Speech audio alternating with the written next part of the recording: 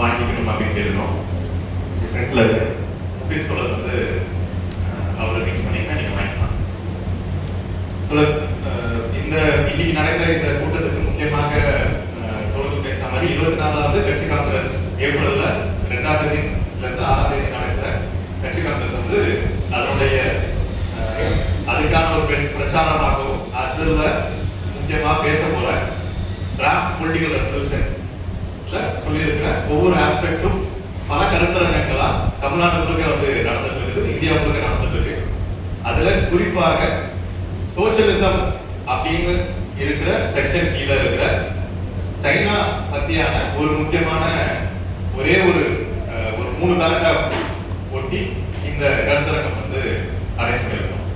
இந்த கருத்தரங்க ஏன் வந்து இந்த இவ்வளவு பெரிய டாக்குமெண்ட்ல அந்த 3 பேராகிராஃப் முக்கியம் அப்படின்றது வந்து நம்ம 23வது கட்சி காங்கிரஸ் டாக்குமெண்ட்ல பார்த்தோம்னா என்ன சொல்லியிருப்பாங்கன்னா, இங்க உலகத்துல நம்ம வந்து கட்சி திட்டத்துல வந்து முக்கியமான முரண்பாடுகள் சொல்லிட்டு நம்ம வந்து முரண்பாடுகள் பேசணும். அதுல ஒரு முக்கியமான முரண்பாடு வந்து ஏகாதிபத்தியத்துக்கும் சோசியலிச நாடுகளுக்குமான முரண்பாடு வந்து முக்கியமான முரண்பாடு அப்படின்னு சொல்லிட்டு கட்சி வந்து பிரதானமாக இருக்கு.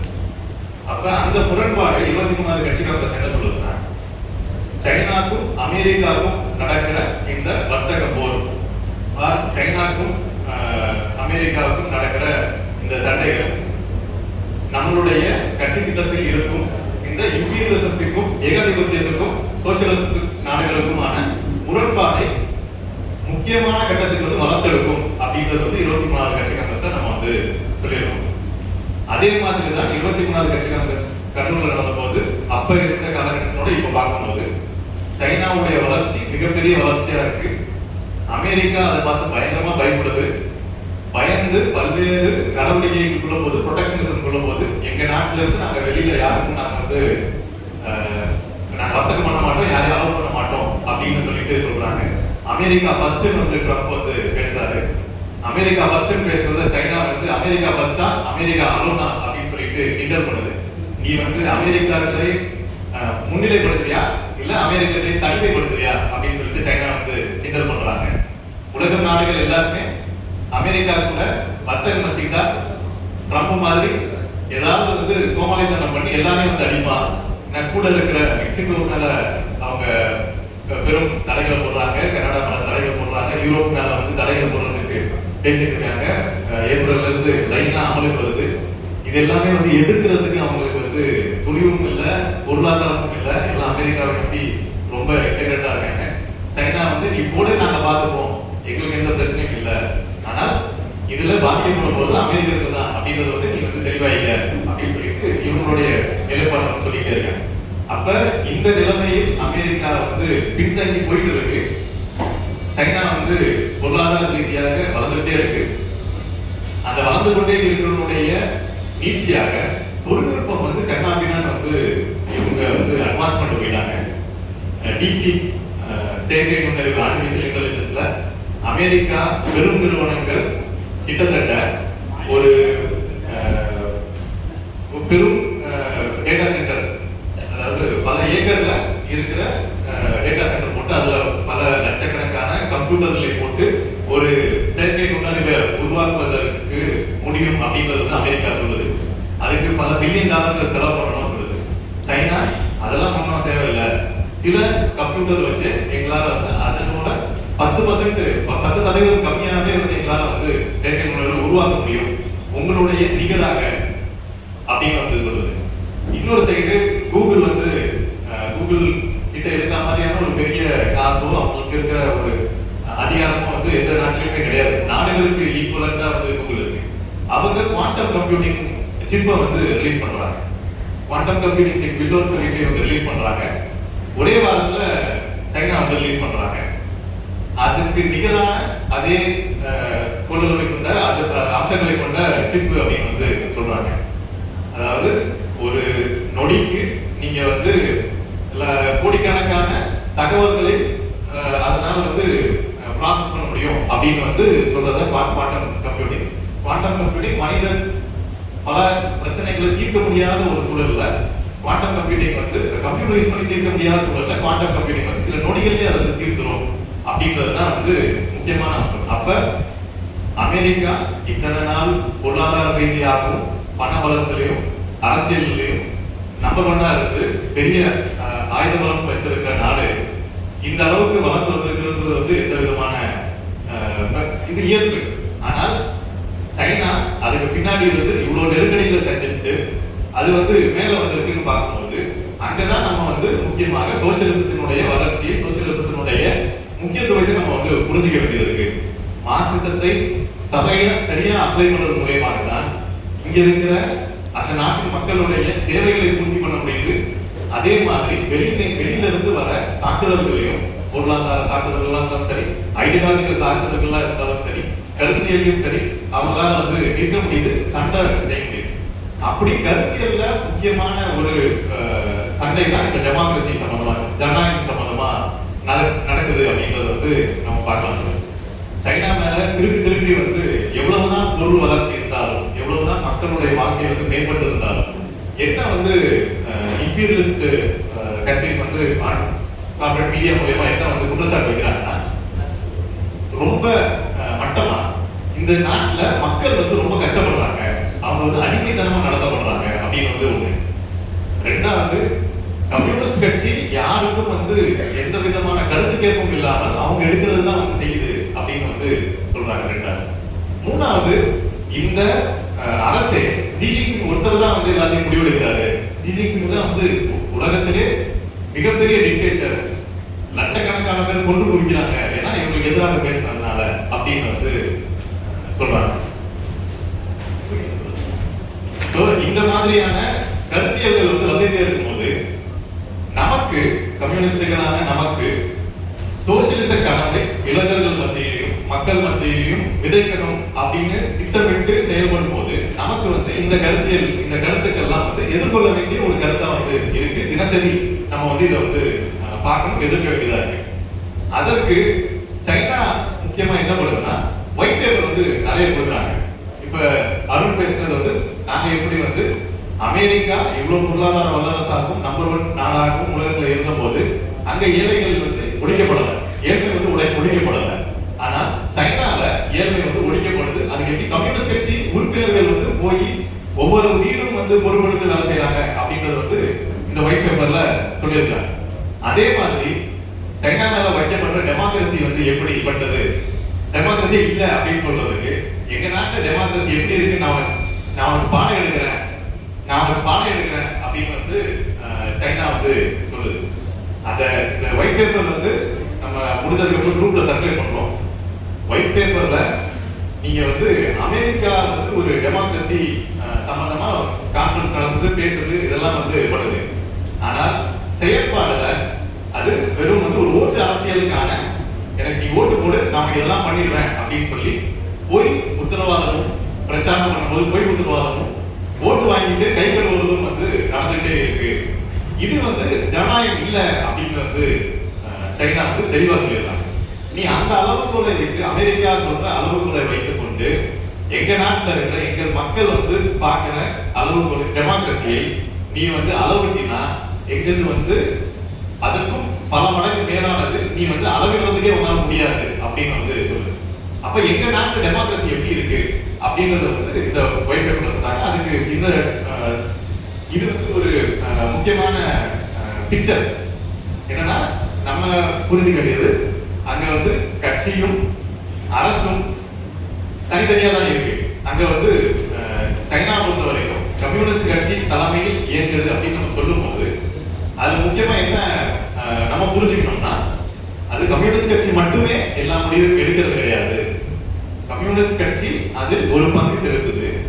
இன்னொரு பெரும் பகுதி நேஷனல் பீப்புள் காங்கிரஸ் சொல்ற இந்த ஸ்டேட் கவர்மெண்ட் இந்த சைடு வந்து கவர்மெண்ட் வந்து ஒரு பகுதி அதனுடைய வேலைகளை வந்து முடிவெடுக்கும் பணிகளை வந்து முக்கியமாக செய்யும். அப்போ முடிவெடுக்கும் பகுதியை வந்து செய்யும் போது அந்த இடங்கள்ல தான் அதிகப்படியான மக்கள் கிட்ட எவ்வளவுக்கு எவ்வளவு ஜனநாயகபூர்வமா நடந்துக்க முடியுமோ அங்க வந்து அங்க நடந்துக்கிறாங்க. அந்த ஜனநாயகம் வந்து பல்வேறு விதங்களா இருக்கு. ஒரு எலெக்ஷனு ஓட்டு போட்டா ஒரு கட்சி வந்து ஆட்சிக்கு வந்துடும். அந்த ஆட்சி வந்தவங்க அந்த கட்சி வந்து என்ன செய்யும் அப்படின்னு சொல்லி அவங்க மேனிஃபெஸ்டோல இருக்கிற கருத்துக்களை வந்து இவங்க செய்வாங்க. ஆர் செய்யாம போவாங்க அப்படின்னு இருக்கிறத தாண்டி நாங்க எப்படி வந்து இதை செய்யறோம் அப்படின்றது வந்து சைனா முக்கியமா சொல்லுது. ஸோ இது ரெண்டு தனித்தனியான விஷயங்கள் அப்படின்னு நம்ம பார்க்கணும். ஆனா டிபிசி தலைமையில கம்யூனிஸ்ட் கட்சி தலைமையில தான் அரசு செயல்படுது அப்படிங்கறது வந்து தெளிவா வந்து நம்ம புரிஞ்சுக்கிறது. ஆனா அது மட்டுமே முடிவெடுப்பது இல்லை அப்படின்றதுதான் முக்கியமானது.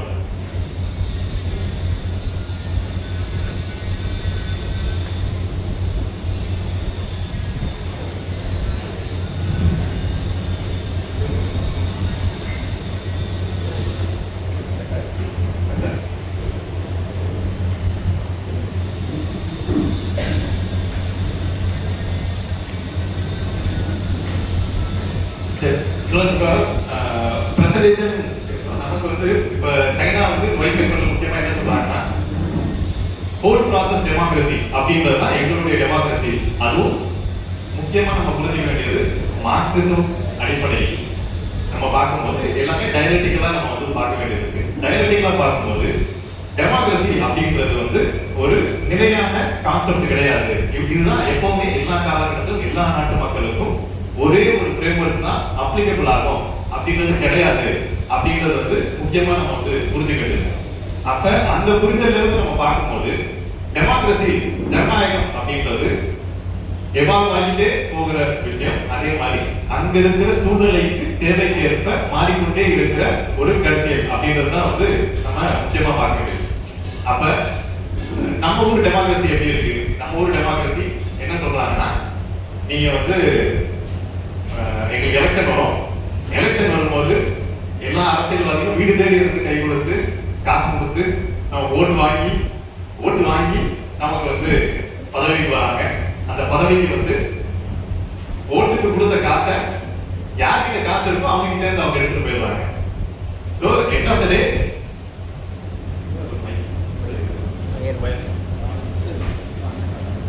த டே நமக்கு வந்து இந்த டெமோக்ரஸில எந்த பயனும் கிடையாது.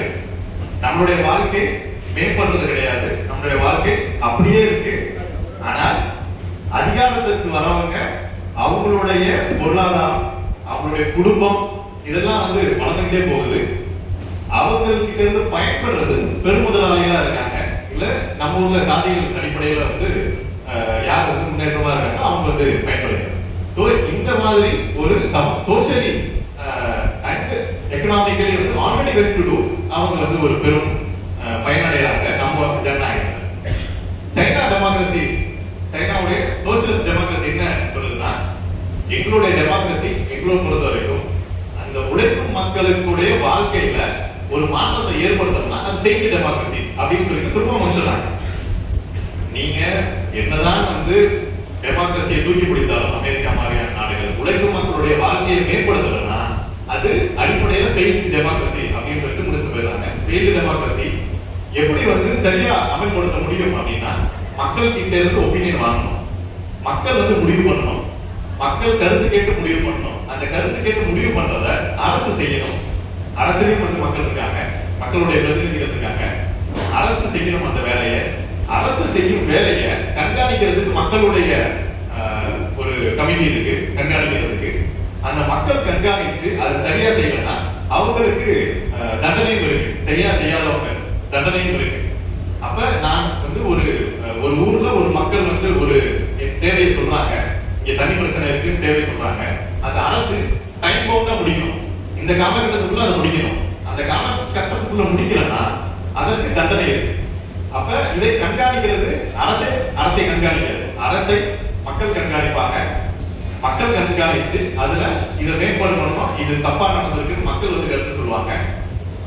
இது இந்த செட்டப் பேர் என்ன சொல்றாங்கன்னா, மாஸ்டர்ஸ் தான், அதாவது மக்கள் தான் மாஸ்டர்ஸ் சொல்றாங்க.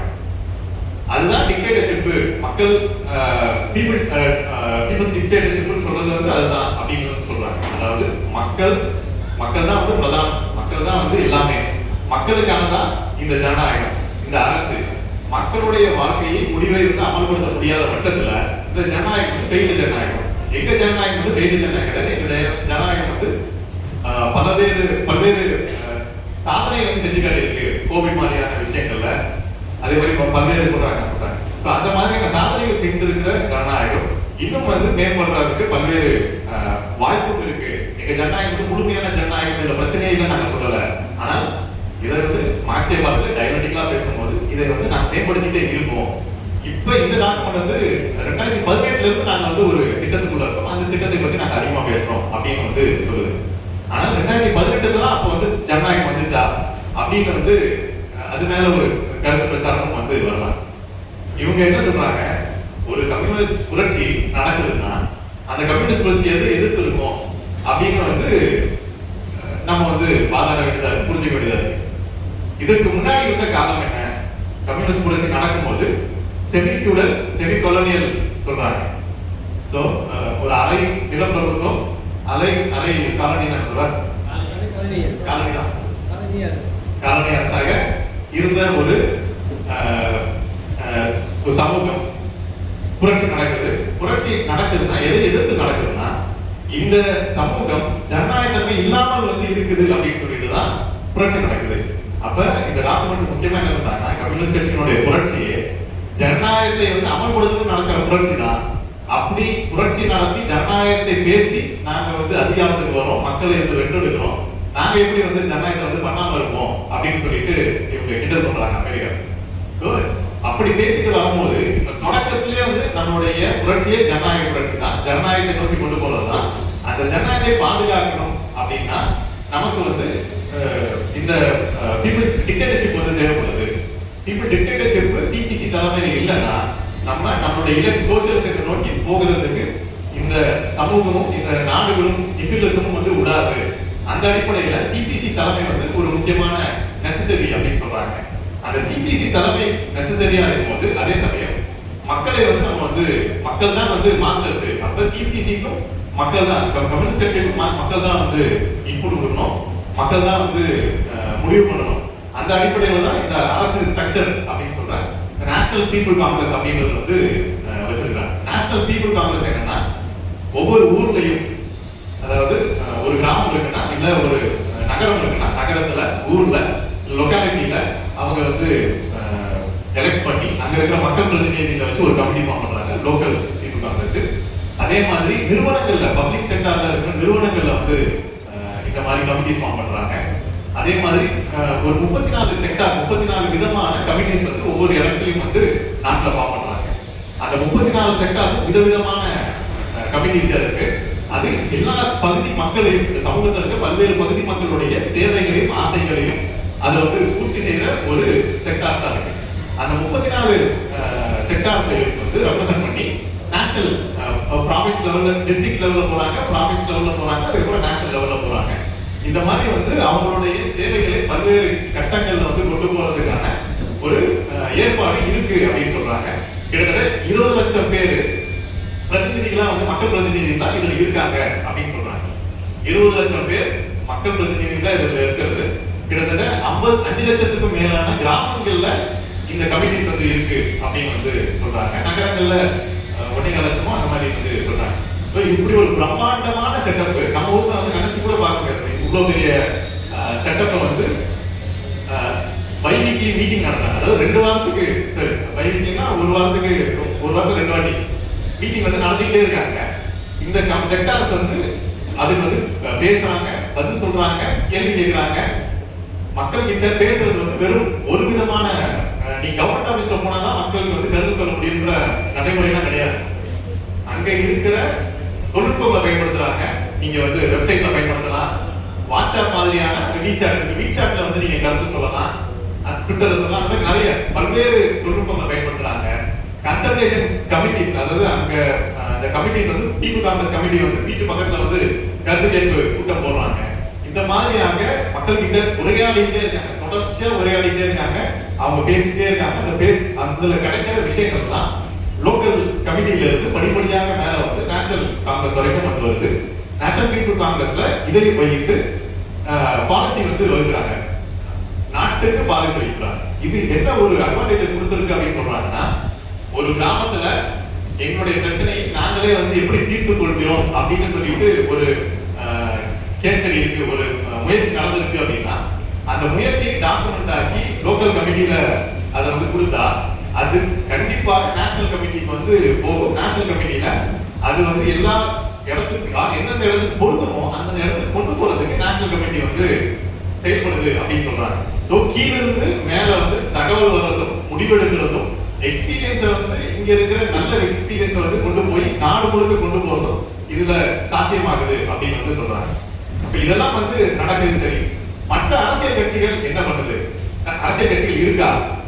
ஒரே கட்சி தான், கம்யூனிஸ்ட் கட்சி மட்டும்தான் அப்படின்றது வந்து திருப்பி திருப்பி சொல்லுது. அப்படியான ஒரு விஷயம் வந்து கிடையாது. அதாவது நமக்கு வந்து சைனால வந்து மல்டி பார்ட்டி சிஸ்டம் தான். அதாவது மல்டி பார்ட்டி சிஸ்டம்னா பல கட்சிகள் இருக்கு.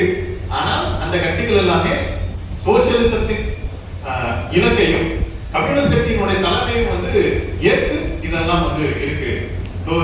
சிபிசி என்ன சொல்லுதுன்னா, சைனீஸ் கம்யூனிஸ்ட் கட்சி என்ன சொல்லுதுன்னா, எங்களுடைய செயல்பாடுல எங்க அமல்படுத்துறதுல உங்களுக்கு வந்து தப்பு இருக்கு, எங்களுடைய சென்ட்ரல் கமிட்டி டாக்குமெண்ட்ல உங்களுக்கு வந்து கிரிட்டிசிசம் இருக்குன்னா நீங்க முக்கியமாக இந்த 8 கட்சிகள் இருக்கு, அந்த 8 கட்சிகள் நீங்க வந்து எங்களுக்கு சொல்லுங்க, நம்ம பேசலாம் அப்படின்னு சொல்லி அவங்களுக்கான கன்சல்டேட்டிவ் ஃபோரம் வந்து இருக்கு. ஸோ ஒரு பெரிய நகர்வு நடக்குதுன்னா அதுக்கு இந்த 8 கட்சிகளும் வந்து கூப்பிட்டு வச்சு பேசிதான் வந்து நடத்துறாங்க. 8 கட்சிகளும் தொடர்ச்சியாக உரையாடல் நடக்குது. ஸோ ஒரு சைடு வந்து மக்கள் கிட்ட பேசுறாங்க, இன்னொரு சைடு வந்து கட்சிகள் கிட்ட நடக்குது. இதெல்லாம் வந்து உச்சபட்ச டெமோக்ரஸின்னு வந்து சொல்றாங்க. ஏன்னா நமக்குடைய எல்லாரும் வந்து சமமாக நடத்தணும். ஆனா நம்மளோட இலக்கை வந்து கைவிடக்கூடாது. சோசியலிசத்தை கைவிடாம நாங்க எல்லாத்தையுமே வந்து நாங்க வந்து எல்லாருக்கும் எல்லா வாய்ப்பும் கொடுப்போம். அப்ப உள்நாட்டுல மட்டும் இந்த மாதிரி இருந்தா நம்ம ஒரு கம்யூனிஸ்ட் கட்சி டெமோக்ரஸி பேசுனா எல்லாருக்கும் தான் வந்து ஜனநாயகம் பேசணும். அப்ப இன்டர்நேஷனல் ரிலேஷன்ஷிப்ல நாங்க எப்படி டெமோக்ரஸி பேசுறோம்னா ஒன் ரோட் ஒன் பைட் வந்து ஒரு முக்கியமான எக்ஸாம்பிள். ஒன் ரோட் ஒன் பைட்ன்றது வந்து ஒரு பெரிய டிரான்ஸ்போர்ட்டேஷன் நெட்வொர்க். அந்த டிரான்ஸ்போர்ட்டேஷன் நெட்வொர்க்ல பல்வேறு நாடுகள் வந்து அதுல வந்து பங்கேற்கிறாங்க. அந்த பங்கேற்கும் போது சைனா வந்து பெரிய இன்வெஸ்ட்மெண்ட் பண்ணுது, ரோடு கட்டி கொடுக்குது, போர்ட் வந்து மேம்படுத்தி கொடுக்குது. இப்போ ஸ்ரீலங்காவில் வந்து போர்ட்டை வந்து வாங்கிட்டாங்க, அதே மாதிரி ஆப்பிரிக்காவில் போர்ட் வாங்கிட்டாங்க சைனா அப்படின்றதெல்லாம் இதுதான் ஆக்சுவலாக ஒன் ரோட் ஒன் பெல்ட் தான். ஆனால் குத்தகை தான் எடுத்திருக்காங்க, எடுத்து மேம் பண்ணி நாங்கள் திருப்பி கொடுத்துருவோம் அப்படின்றத சொல்றாங்க. ஆனால் இந்த முக்கியமான விஷயம் என்னன்னா, இதுல பங்கேற்கிற நாடுகள் அந்த ஒன் ரோட் ஒன் பெல்ட்ல எவ்வளவு பொருளாதாரம் ஈட்ட முடியும், என்ன தேவைகள், இதெல்லாமே காசு செலவு பண்ணாலும் முடிவெடுக்கிறது அந்த நாடுகள், எல்லா கூட்டு நாடுகளும் சேர்த்து. பாகிஸ்தானை ஒட்டி ஒரு ரோடு போகுது, பாகிஸ்தான் ஆப்கானிஸ்தான் இந்தியா அப்படி இருக்குன்னா சைனா பாகிஸ்தான் ஆப்கானிஸ்தான் இந்தியா எல்லாரும் சேர்ந்து முடிவெடுப்பாங்க அப்படின்னு சொல்றாங்க. ஸோ அதுல வர வருவாய் சைனாக்கு மட்டும் இல்ல எல்லா நாடுகளுக்கும், அங்க இருக்கிற நாடுகள் பங்கேற்கிற நாடுகள் எல்லாருக்கும் நாங்கள் பிரிச்சு கொடுக்குறோம் சொல்றாங்க. ஸோ நம்மளுடைய ஜனநாயகம் சோசியலிச ஜனநாயகம் நாங்க வந்து சும்மா வந்து வார்த்தைகள்ல பேசல, நாங்க வந்து ஒரு டோக்கனா வந்து காட்டல. எலெக்ஷன் போது எங்களோட ஒவ்வொரு நிகழ்வுலையும் இருக்கு அப்படின்னு சொன்னாங்க. முக்கியமா அதுக்கப்புறம் சைனால வைக்கப்பட்டது வந்து இந்த அங்க இருக்கிற ரிலீஜியஸ் மைனாரிட்டி இல்லை எத்தனிக் மைனாரிட்டியை வந்து கொள்றாங்க, கொண்டு குவிக்கிறாங்க அப்படின்றதெல்லாம் வந்து என்ன கான்ஸ்டிடியூஷன்லயே என்ன வந்து சைனால இருக்குன்னா, ஒரு இடத்துல எத்தனிக் மைனாரிட்டி இருக்காங்களா இல்லை ரிலீஜியஸ் மைனாரிட்டி இருக்காங்கன்னா அவங்களுக்கான அட்டானமஸ் கவர்னன்ஸ் வந்து இருக்கு, அவங்களே அவங்களை வந்து ஆட்சி பண்ணிக்கலாம். ஆனால் அதுலயும் வந்து என்னன்னா சோசியலிசத்தையும் நீங்க சிபிசி தலைமையும் நீங்க வந்து இது பண்ண முடியாது. அதுதான் நீங்க வந்து நாடுல ஒரு கம்யூனிஸ்ட் கட்சி ஆகிறதுல சோசியலிஸ்ட் நோக்கி போகணும்னா பல்வேறு தடைகளை வந்து உடைக்கிறதுக்கு இது வந்து அடிப்படை விஷயமா இருக்கு. ஆனால் அவங்களுடைய தேவை அவங்களே முடிவு பண்ணிக்கலாம். அங்க ப்ராவின்ஸ் வரைக்கும் இருக்கிற எல்லா இடங்கள்லயும் வந்து அவங்களுக்கு ரெப்ரசன்டேஷன் வந்து நாங்க வந்து எக்ஸ்பெக்ட் பண்ணியிருக்கோம் அப்படின்னு சொல்றாங்க. ஸோ இப்படியான டெமோக்ரஸி தான் வந்து சைனால வந்து இருக்கு. இன்னும் வந்து இதை வந்து வளர்த்தெடுக்க வேண்டியதுக்கு பல்வேறு தேவைகளுக்கு அதை வந்து நாங்கள் வளர்த்தெடுப்போம். ஆனால் எங்களுடைய நாட்டுடைய ஜனநாயகம் எங்கள் மக்கள் தீர்மானிப்பார்கள். நீங்க வந்து வெளியில இருந்து எங்க ஜனநாயகம் வந்து தப்பு, எங்க ஜனநாயகம் வந்து சொல்றது வந்து சரியில்லை, எங்க நாட்டுல வந்து பாருங்க அப்படின்னு வந்து சொல்றாங்க. நம்ம கூடிய சீக்கிரம் சைனா போய் பார்க்கறதுக்கான வாய்ப்புகளை வந்து உண்டு பண்ணுவோம். அதே மாதிரி கடைசியா இந்த சைனீஸ் டெவலப்மெண்ட் மாடலை இந்த ஜனநாயகத்தை நம்ம வந்து ஒரு இன்னும் வந்து அடுத்த காலத்துக்கு கொண்டு போறதுக்கு நம்ம இன்னும் அதிகமாக இங்க விவாதிக்க வேண்டியது இருக்கு. இந்த ஜனநாயகம் எப்படி வந்து லேபர் ஃபோர்ஸ்ல, அதாவது நம்ம வந்து இப்போ வந்து ஒரு சிஸ்டம் நாட்டுல எப்படி இருக்குன்னு நம்ம பார்த்தோம். இப்போ குறிப்பா ஒரு நிறுவனத்துல எப்படி இருக்கு அந்த மாதிரி இன்னும் குறிப்பாக வந்து நம்ம வந்து பார்க்கறது இவங்க எல்லா இடத்துலயும் வந்து போர்ட் ஆஃப் டைரக்டர்ஸ்ல அங்க இருக்கிற பொது நிறுவனங்கள்ல போர்ட் ஆஃப் டைரக்டர்ஸ்ல ஊழியர்களே வந்து முடிவெடுத்து நிர்வாகம் பண்ற அளவுக்கு அவங்களுக்கு வந்து அதிகாரம்.